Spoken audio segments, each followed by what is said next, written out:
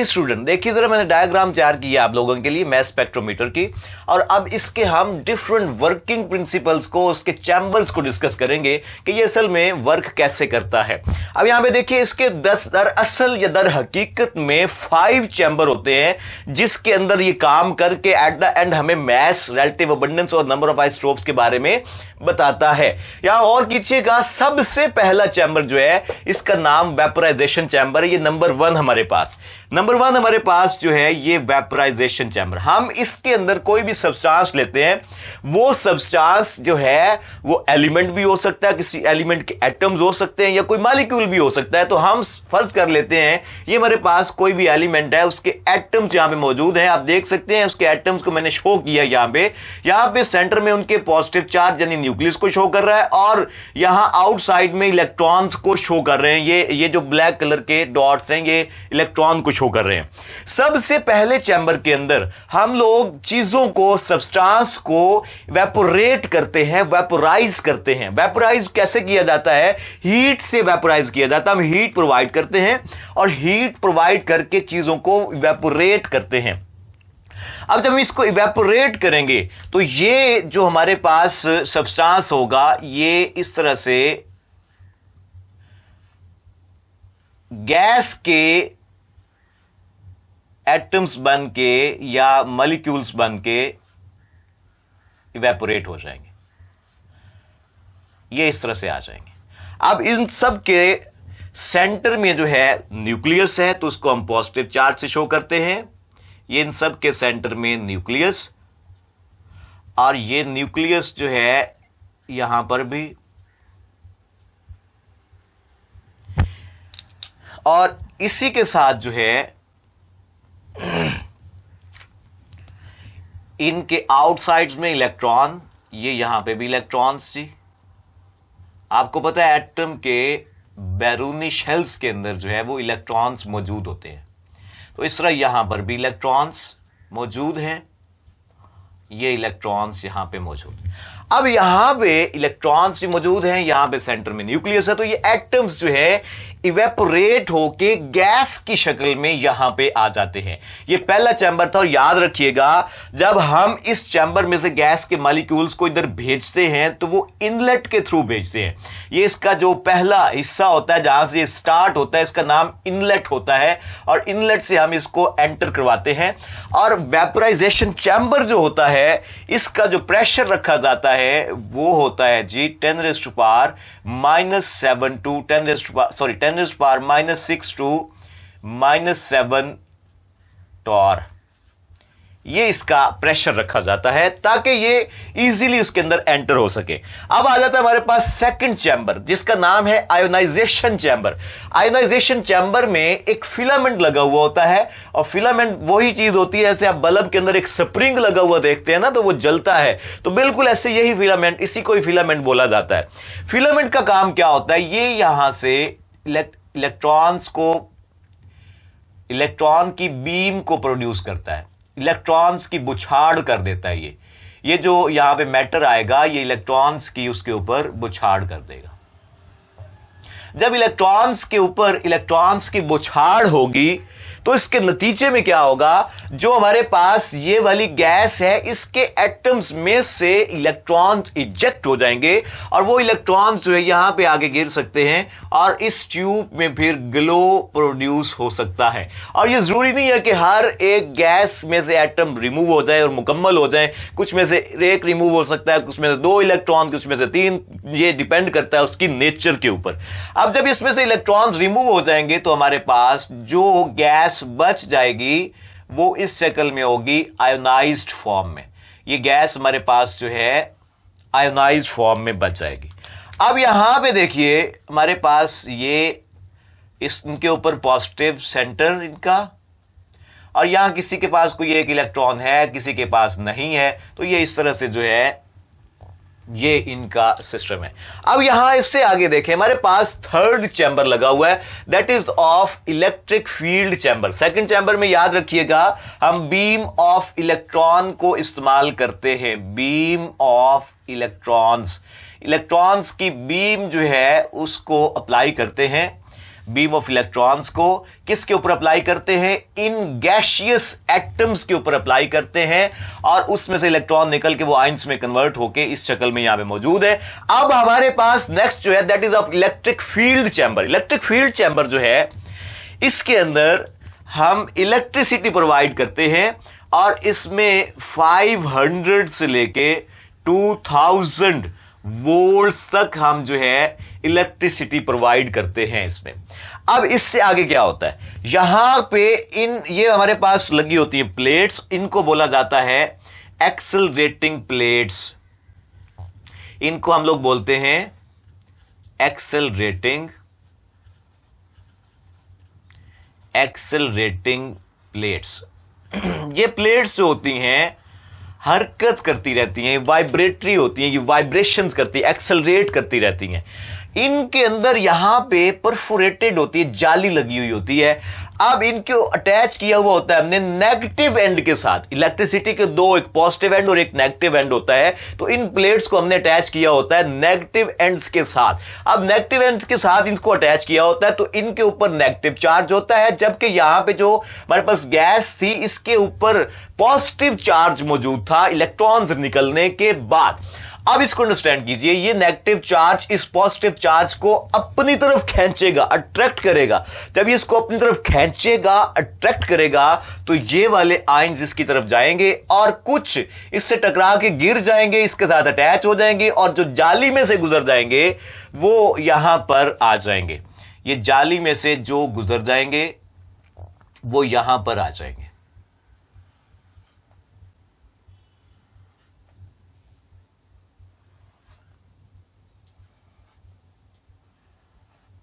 ये इस तरह से आ जाएंगे जी। अब इसको अंडरस्टैंड कीजिएगा, ये हमारे पास था थर्ड चैम्बर, इसके अंदर हमने ये काम किया। फोर्थ चैम्बर की बात करें तो ये हमारे पास जो है फोर्थ चैम्बर होगा। यहां पे हमने मैग्नेट लगाया होता है, ये एक हमारे पास मैग्नेट होता है जी, और मैग्नेट का काम होता है मैग्नेटिक फील्ड प्रोवाइड करना। मैग्नेटिक फील्ड को हम जो है H से डिनोट करते हैं, इलेक्ट्रिक फील्ड को हम E से डिनोट करते हैं। अब यहां पे बेटा इसको गौर से समझिएगा, इसको अंडरस्टैंड कीजिएगा, बहुत इंपॉर्टेंट है। यहां से असल कॉन्सेप्ट शुरू हो रहा है। यहां पे इलेक्ट्रिक फील्ड अप्लाई की हुई है हम लोगों ने, जिसकी वोल्टेज 500 से लेकर 2000 तक है, और यहां पे हमने मैग्नेट लगाया हुआ है, मैग्नेटिक फील्ड अप्लाई की हुई है। जब at a time electric field और मैग्नेटिक फील्ड को हम ऑन रखेंगे या ऑन करेंगे तो इनके दरमियान दो फोर्सेस प्रोड्यूस होंगी, और वो दो फोर्सेस किसके तौर पे एक्ट करेंगी, किस तरह से एक्ट करेंगी, याद रखिएगा। आप लोगों ने 9th क्लास के अंदर सेंट्रीपिटल फोर्स और सेंट्रीफ्यूगल फोर्स का कॉन्सेप्ट पढ़ा हुआ है। तो इन दोनों में से इलेक्ट्रिक फील्ड, इलेक्ट्रिक फोर्स और मैग्नेटिक फोर्स, दोनों में से एक फोर्स सेंट्रीपिटल फोर्स के तौर पे एक्ट करेगी और दूसरी फोर्स जो है वो सेंट्रीफ्यूगल फोर्स के तौर पे एक्ट करेगी। अब यहां पे हमारे पास जो है ये फोर्सेस अप्लाई होंगी, और एक फोर्स Fc सेंट्रीपिटल फोर्स और Ff सेंट्रीफ्यूगल फोर्स के तौर पे एक्ट करेगी। अब फर्ज कर लें वो जो E है ये सेंट्रीपिटल के तौर पे, और ये हमारे पास मैग्नेटिक फोर्स जो है जिसको M से हम डिनोट कर सकते हैं, वो किसके तौर पे एक्ट करेगी, वो एक्ट करेगी सेंट्रीफ्यूगल फोर्स के तौर पे। अब सुन लें, असल कॉन्सेप्ट सुन लें, गौर कीजिएगा। आप लोगों ने इस कॉन्सेप्ट को 9th क्लास की फिजिक्स में पढ़ा हुआ है। जब कहीं पे भी सेंट्रीपिटल फोर्स और सेंट्रीफ्यूगल फोर्स बराबर हो जाती है तो फिर चीजें सर्कुलर मोशन करती हैं, सर्कल में मूव करती हैं, और सेम फिनोमेना जो है ये पंखे के अंदर भी अप्लाई होता है, जिसकी वजह से पंखा मूव करता है। उसके अंदर मैग्नेटिक फील्ड दी हुई होती है, मैग्नेट लगाया हुआ होता है और इलेक्ट्रिसिटी हम प्रोवाइड करते हैं और फिर वो क्या करना शुरू करता है, मूव। इस तरह से जितने भी मोटर्स हैं उन सब के अंदर मैग्नेटिक फील्ड अटैच की हुई होती है और फिर ऊपर से क्या दी जाती है, ऊपर से इलेक्ट्रिक फील्ड दी जाती है, तो फिर वो मूव करना शुरू करती हैं। यहां पर भी ऐसे ही होगा। यहां पे हमारे पास ये सारे पॉजिटिव आयंस हैं, ये सारे के सारे पॉजिटिव आयंस हैं। अब पॉजिटिव आयंस जो है इनके ऊपर इलेक्ट्रिक फील्ड और मैग्नेटिक फील्ड दोनों अप्लाई हो रही हैं एक ही टाइम के अंदर। तो ये क्या करेंगे, ये भी सेंट्रीपिटल और सेंट्रीफ्यूगल फोर्स के बराबर हो जाने की वजह से सर्कुलर मोशन करेंगे। ये यहां पे इस शक्ल में सर्कुलर मोशन करेंगे।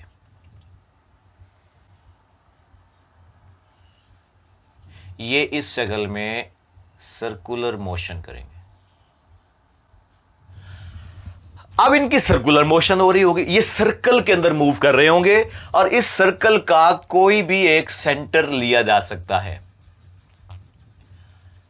हम कह सकते हैं कि यहां पे कोई एक सेंटर हम खुद से रख सकते हैं और ये जो हमारे पास आयंस मूव कर रहे होंगे इनका कोई ना कोई रेडियस भी होगा जिसके अंदर ये मूव करेंगे। उस रेडियस को हम आर से डिनोट कर सकते हैं। अब इसको गौर से समझिएगा, हम क्या करते हैं, हम इलेक्ट्रिक फील्ड और मैग्नेटिक फील्ड जब ये इक्वल होती तो फिर तो सर्कल में मूव कर रहे होते हैं, लेकिन हम जब इन दोनों में से किसी एक को कांस्टेंट कर लेते हैं, एक को कांस्टेंट करके दूसरी फील्ड को इंक्रीज करते हैं या डिक्रीज करते हैं। अब वो हम क्या करते हैं, अमूमन मैग्नेटिक फील्ड को कांस्टेंट रखते हैं, बिकॉज मैग्नेट की जो मैग्नेटिक फील्ड है वो कांस्टेंट होती है और इलेक्ट्रिक फील्ड को हम चेंज कर सकते हैं। इलेक्ट्रिक फील्ड को जब हम चेंज करेंगे यहां पे, तो ये जो सर्कल के अंदर मूव करने वाले कैटायंस होंगे, ये जो एलिमेंट के आयंस होंगे, एटम्स के आयंस होंगे, ये क्या करेंगे, ये गिर जाएंगे और फॉल कर जाएंगे। और ये कहां पे गिरेंगे, यहां पे हम लोगों ने एक और चैम्बर लगाया होता है जी। इस चैम्बर का नाम होता है electrometer. This is number 5। Number 5 जो है हमारे पास वो इलेक्ट्रोमीटर है। इलेक्ट्रोमीटर जो है हम लगाते हैं और इलेक्ट्रोमीटर का काम क्या होता है, ये आयन कलेक्ट करता है, इसीलिए इसको आयन कलेक्टर भी कहा जाता है। जब यहां पे ये आयन्स जो है वो गिर जाएंगे क्योंकि हमने यहां पे इलेक्ट्रिक फील्ड को जो है वो चेंज करेंगे, मैग्नेटिक फील्ड तो कांस्टेंट रहेगी, तो ये आयन्स यहां पे गिर जाएंगे। अब आयन्स याद रखिएगा, जिन आयंस का मैस सेम होगा वो आयंस एक जैसे स्पॉट पे गिरेंगे। वो आयन जो है वो हमेशा एक जैसे स्पॉट के ऊपर जाके गिरेंगे। ये जिन आयंस का मैस सेम होगा वो आयंस जो है वो हमेशा एक जैसे स्पॉट पे जाके गिरेंगे।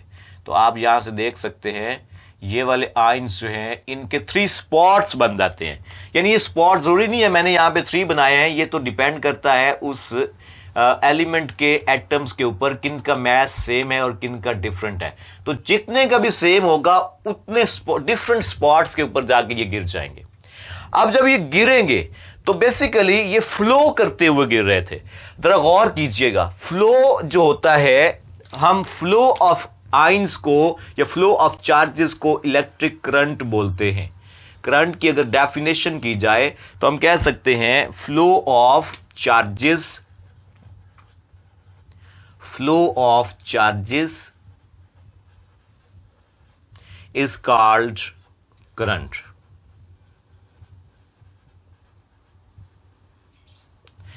अब ये वाले आयंस जो कि मूव कर रहे थे सर्कल में, फ्लो कर रहे थे और फ्लो करते हुए भी इसी पांचवें नंबर वाले चैम्बर आयन कलेक्टर या इलेक्ट्रोमीटर के ऊपर फॉल करेंगे, गिरेंगे, तो ये चैम्बर क्या करेगा, इनके करंट को महसूस करेगा और इनके करंट को नोट करेगा, इनके करंट को जज करेगा। और यहां पे अब इस बात को अंडरस्टैंड कर लें, जितने भी स्पॉट बनेंगे, जितने भी इलेक्ट्रोमीटर के ऊपर स्पॉट बनेंगे, हम उतने ही हम कहेंगे किसी भी एलिमेंट के आइसोटोप्स हैं। क्यों?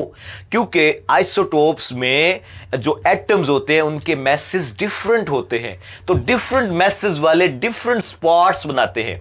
तो जितने डिफरेंट स्पॉट्स बनेंगे, जितने डिफरेंट जगहों पे वो गिरेंगे, वो हमारे पास क्या होंगे, उतने ही आइसोटोप्स की तादाद को शो करेंगे। स्पॉट्स की तादाद आइसोटोप की तादाद को शो करेगी। ये हमारा सेकंड था कि ये सेकंड नंबर पे हमने डिफाइन किया था, वो आइसोटोप की तादाद को फाइंड करता है, तो इससे आइसोटोप्स की तादाद फाइंड होती है।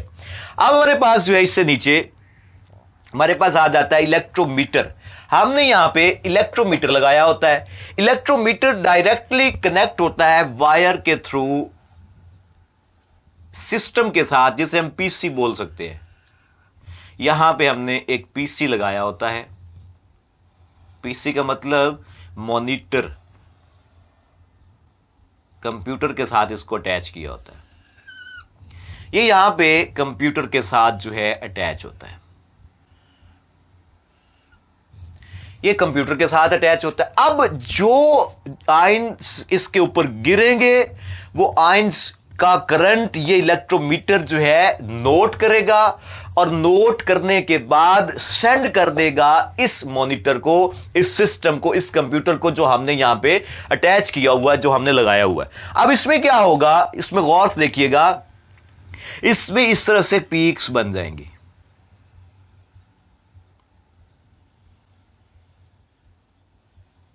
ये इस तरह से इसके अंदर पीक्स बन जाएंगे। जरा गौर कीजिएगा, हम इसमें क्या करते हैं, जो हमारे पास बड़े वाली पीक्स होती हैं उनको नोट कर लेते हैं।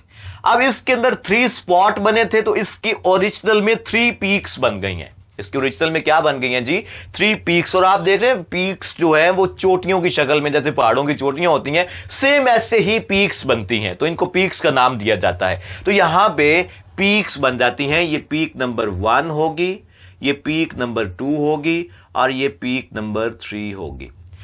अब जितनी पीक्स बनेंगी, जितनी पीक्स बनेंगी, दरअसल किसी भी एलिमेंट के उतने ही आइसोटोप्स होंगे। तो हम यहां से जज कर सकते हैं, फाइंड कर सकते हैं कि पीक्स की तादाद 3 है तो आइसोटोप किसी एलिमेंट के 3 है, पीक्स की तादाद 4 है तो आइसोटोप्स की तादाद भी 4 है, 5 पीक्स हैं तो आइसोटोप्स भी 5 ही होंगे। और इससे आगे हमारे पास जो है पीक्स की ऊंचाई भी नजर आ रही है हमें। यहां पे जो पीक्स बनेंगी, कुछ बहुत ज्यादा ऊंची होगी, कुछ कम होगी, कुछ उससे भी कम होगी।